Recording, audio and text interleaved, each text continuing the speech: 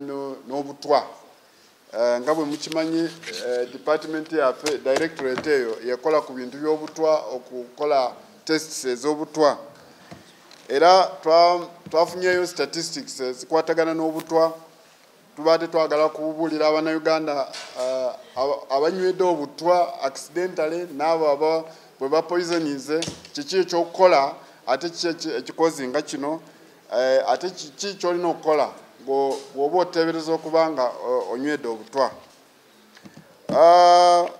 Obutwa obusingira ddala okutta abantu baffe tufunyeyo obutwa buno obwe chemicals zino ze bakozesa ku birime. Abantu ebitundu biwera ddala 42% abantu bafudde nga banywa ku chemicals zino ezivudde ku birime ezikola ku birime. Waliwo chemicals zezikozesa mu maka nga jiiki ne sabuni ngoyo abaana chemicals ezikola sabuni si nungi so abaana tebalina okuba nga bamukombako. Waliwo carbon monoxide ono okuziira nga wabeerawo oxygen temala oba nga wabeerawo incidences z'omuliro abantu bafudde nnyo n'emisota ng'egyo n'abantu abakyamu okuteeka obutwa mu mmere y'abo abantu gye bateebereza okuba abalabe so abantu bafudde nnyo.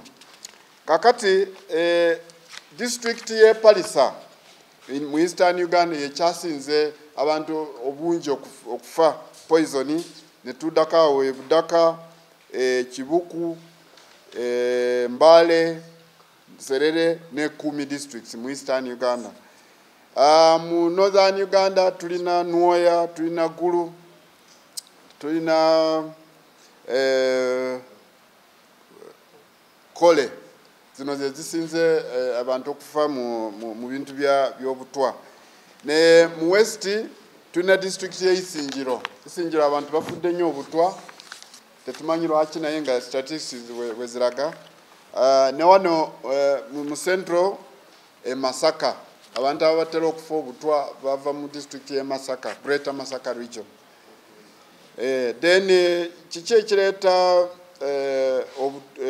signs ki olabira ku kintu omuntu bamuwadde obutwa olaba nga atuyanirira omuntu omulaba nga asesema oluvannyuma lw'okulya emmere olaba alina omutwe nga gumuluma ekiyitiridde olufu ku maaso nga tasobola kulaba atandika okucomplaininga talaba tatambula tasobola kubalansinga tayimirira. Kati bw'olaba ebyo tulina enamba ey'omuntu waffe expert waffe atuula ku Government Analytical Lab. Enamba eno w'omukubira ajja kukubuulira ekyokukola. Enamba eno eri 0752 43 85 87. Bw'omukubira obudde bwonna omuntu akwata simu eno teyeebaka abeera naye 24 hours. Bw'oba olina omuntu wo omukyala omwami omwana oba muntu yenna olaba nti omuteebereza okuba nga either anywedde obutwa oba bamuwadde obutwa kuba enamba eno ojja kuyambibwa nga tonaba kugenda mu ddwaliro. Ojja kuyamba okufuna first aid osobole okutaasa obulamu bw'omuntu ono ajja kuba ng'anywedde obutwa.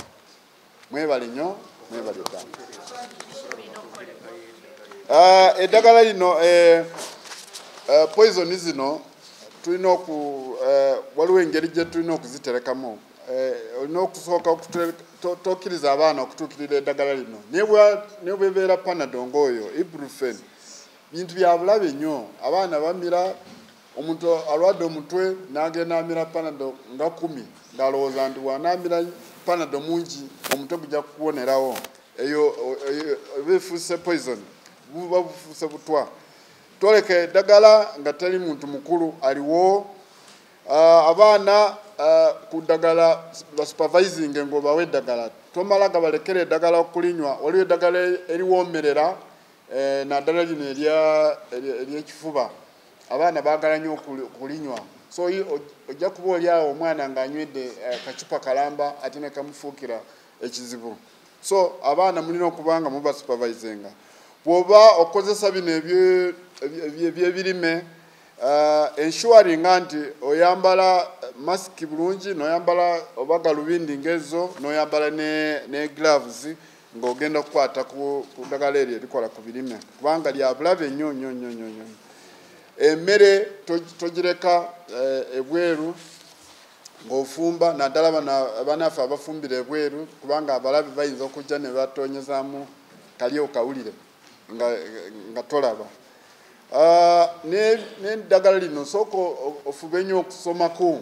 bawandikako ki balikozesa batya eddagala lino osobole okulaba nti olikozesa mu butuufu bwabwo so nga digal twakatunulira cases 967 zetutunulidde zino ze baripotinga naye waliwo cases nga mu byalo eyo abantu bafa tebaripotinga basirika busirisi abantu bafa bufi waliwo n'ebintu ng'amasanyalaze juzi twakaziika omwana amasanyalaze gamukuba yalaba radio bwajjamu waya y'amasanyalaze bw'ateekamu radio ng'ekola bw'ajjamu radio ng'evaako naye n'akwata waya n'ateeka mu kamwa ate ng'eri mu masanyalaze n'alowooza nti naye agenda okukola nga radio ekyadirira omwana oyo twamuziise so ebintu ng'ebyo ng'abazadde mulina okufaayo nnyo okusupervisinga abaana so twakalaba cases zino ziwerera ddala 967 naye waliwo kese endala eziva n'ebweru w'eggwanga ezijja wano okuzitunuulira ziweredde ddala 3,868 zino laabu yaffe yanalizinga kasita oba nga oteebereza otambudde n'owulira nga osesema owulira noziya kuba enamba eno gye nkuwadde naye bw'obeera kumpi ngaawe wandegeya oyinza n'okuwettako awo ku laabu yaffe bajja kuba nga bakuwa emergency help oleme okufiira mu bintu byetusobola okukola ki okuyamba ate obutwa buno experts baffe batugambye bw'oyogera nga bukyali baba bakuyamba okubujjamu obutwa baba babujjamu balina amagezi balina obugugu obusobola okunuunamu obutwa buno mu mubiri gwo ne butafuuka bwa bulabe gy'oli so mwebali nnyo mwebali ddala 2022-2023 report mwebali nnyo mwebali ddala yes